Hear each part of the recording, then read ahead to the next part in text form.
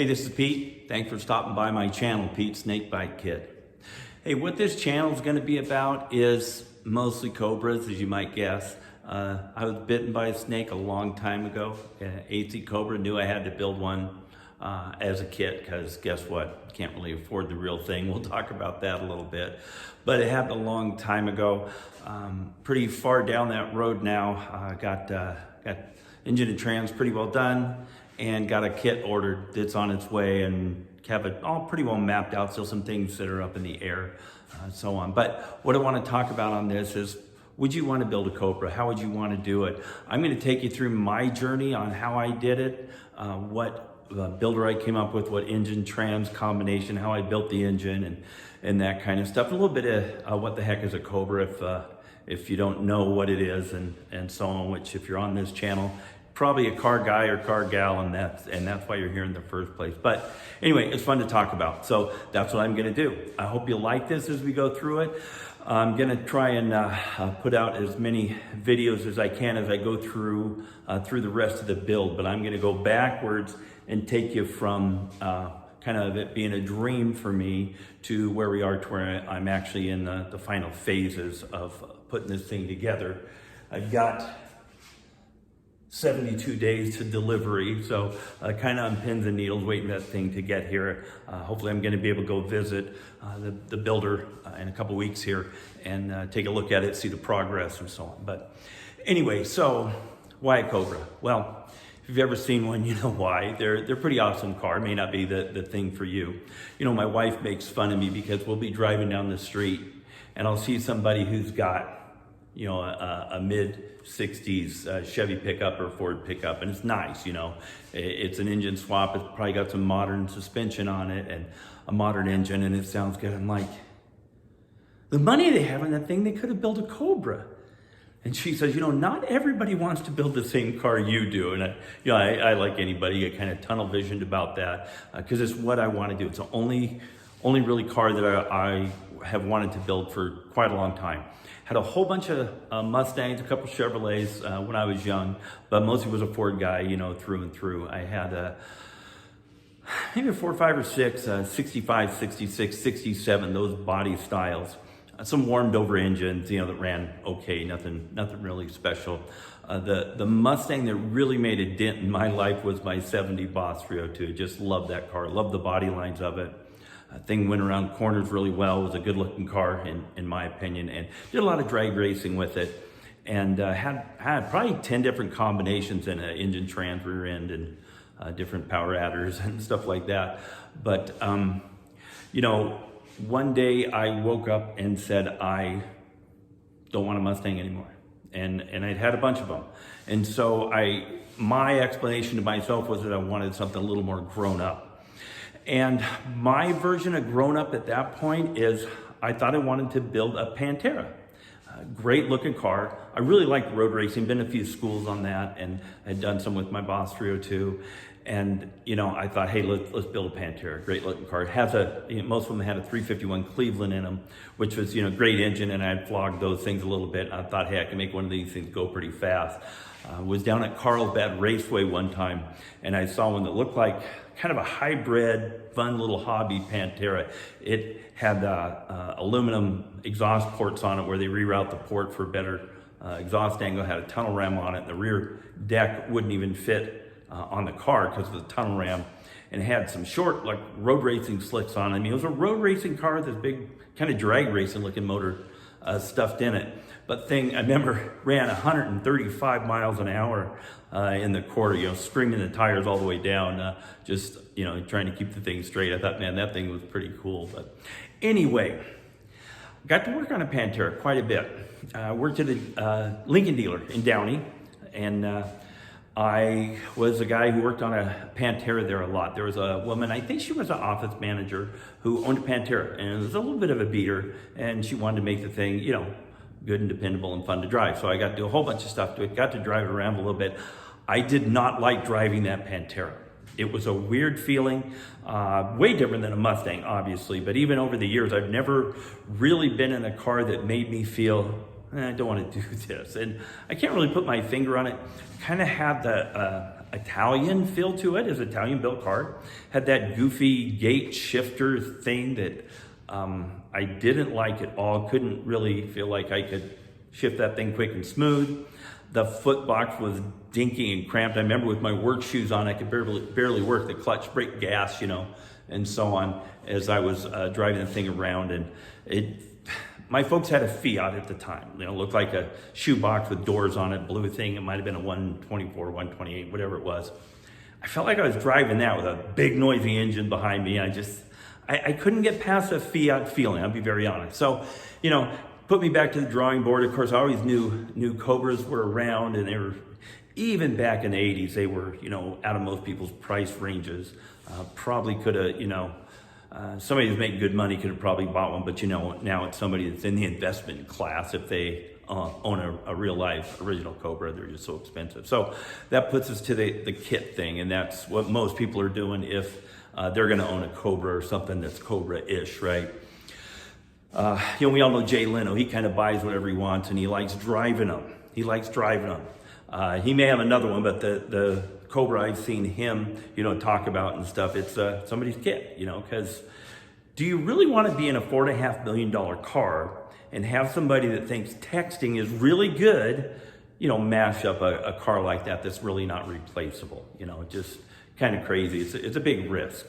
And I'll never have $4.5 million of expendable income in this lifetime. Doesn't look like. So shooting for that, but ain't gonna work out, right?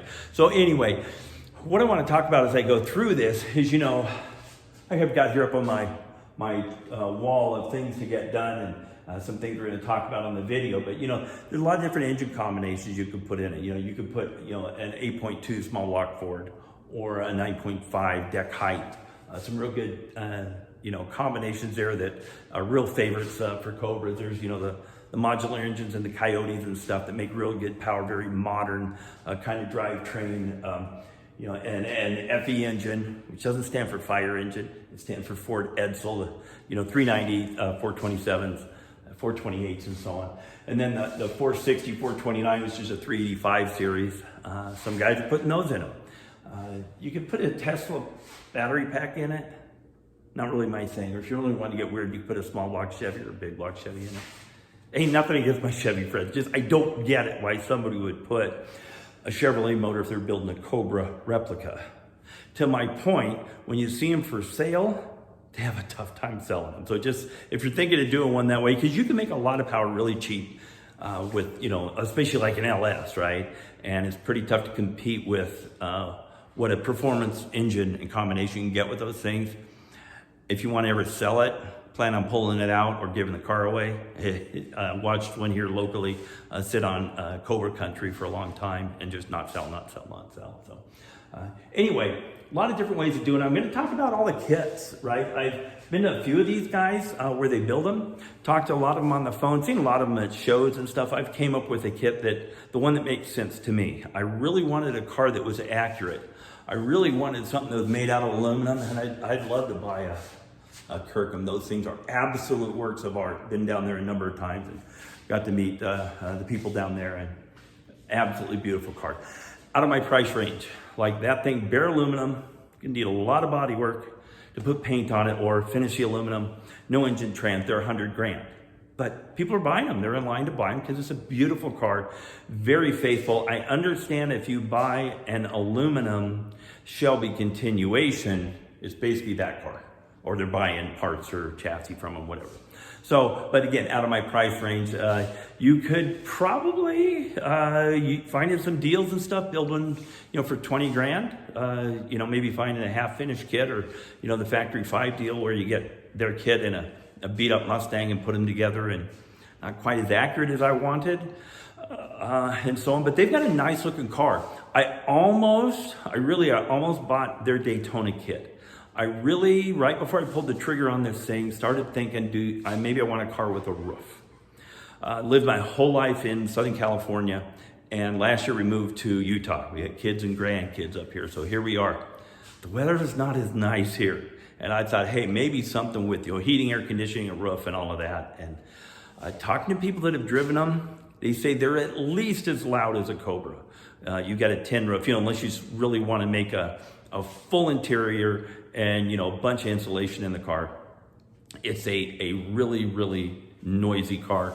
They say, mandatory earplugs and still louder than a Cobra when you get done. And Cobra's the thing that I wanted to build every day since about 1985. So I didn't go down that path, and a couple other reasons we'll talk about later. So a lot of ways to do this. I've gotten to drive a few of them. I rented one. Me and my wife went into Arizona in the town of Payson. There was a guy that rented them. They were factory 5 kits. Great driving car. We rented one weekend, drove all over the mountains up there and went to Sedona and just had an absolute blast. And, it just had a stock 5.0 injected motor in it, but, it's probably mid 13-second car, I'm guessing, and, handled well. And, it's a conversation magnet everywhere you stop, right?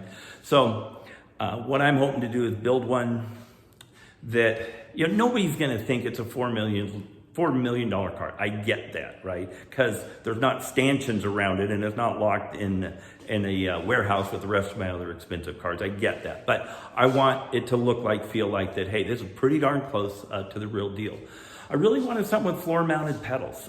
They're not probably as comfortable as cars with conventional pedals. Almost every cars we drive now, they're mounted on the dash. That's not how the cars were originally made. So, that was one of the things to me that limited my kit choice to that end of the street. And so that's another thing that pushed me that way. But anyway, what I'm going to do as we go through that is talk through that.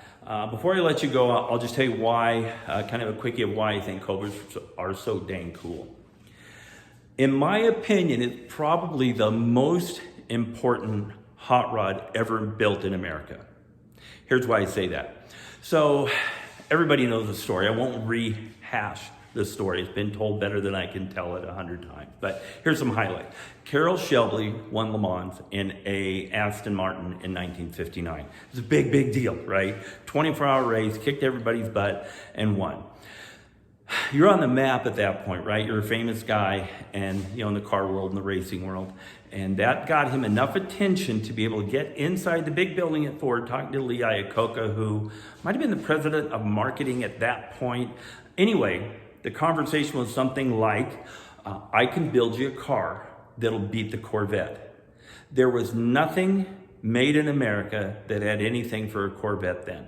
It was clean in house and all the sports car racing and so on. And had the small box Chevy. 1955 they came up with a great engine, was great performance engine for decades. Still a great engine, right? So it was a tough package to beat. Carroll said, I think I can beat him. And here's what I need. I need 2 or 3 engines, I forget, and I need $25,000. Well, I watched an interview from the late Carroll Shelby a couple weeks ago, which I hadn't seen before, this particular one. And in this one, he mentioned Lee Iacocca thought that was a pretty good deal. Because here, let's put this in perspective. So we all know the Mustang was launched in late 64, mid 64, whatever, and it was a big hit. It was a big hit for Ford financially because they made a lot of money, ROI on that thing. That car only cost about $45 million to bring to market because it was a reskin of a Ford Falcon, right? So they had the whole thing there. They just need to make it look like a Mustang instead of a Falcon, and they did that, and it was the hit it was, whatever. Carroll Shelby wanted $25,000 and convinced Lee Iacocca that he could come up with, a viable car.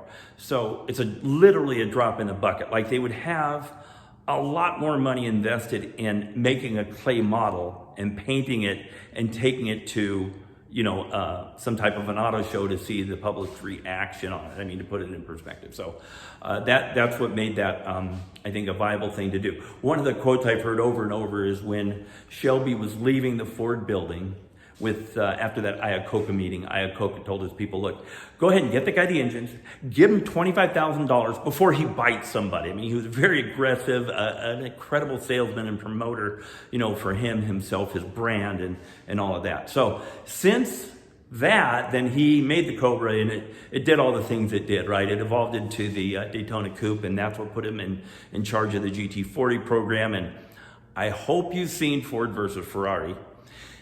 The book Go Like Hell is what it was based on. Incredible book. Is a lot more fact-based than the movie because they did a great job on the movie, but you can't, it's not a documentary. It's a great movie to watch, and they take some license with it, obviously. But anyway, a great companion is to read Go Like Hell and then see Ford versus Ferrari.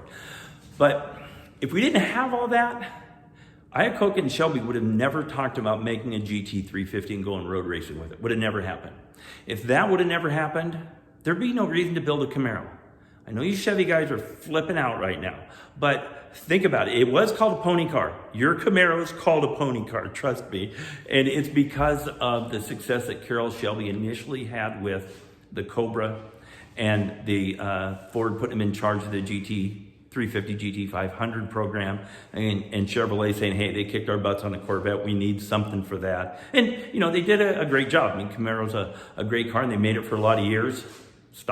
Kept making it again. Sorry, I had to put that jab in there. Anyway, that's kind of the launch deal for this page. So that's my story. I'm sticking to it. I hope you like this as I go through this. I'm going to try and show you, tell you as much about my personal deal on this build, make it interesting.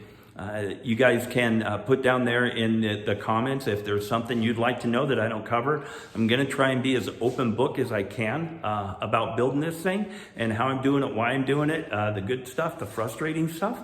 So I hope to see you on another video, and I hope you enjoy this. Hey, till next time, be safe.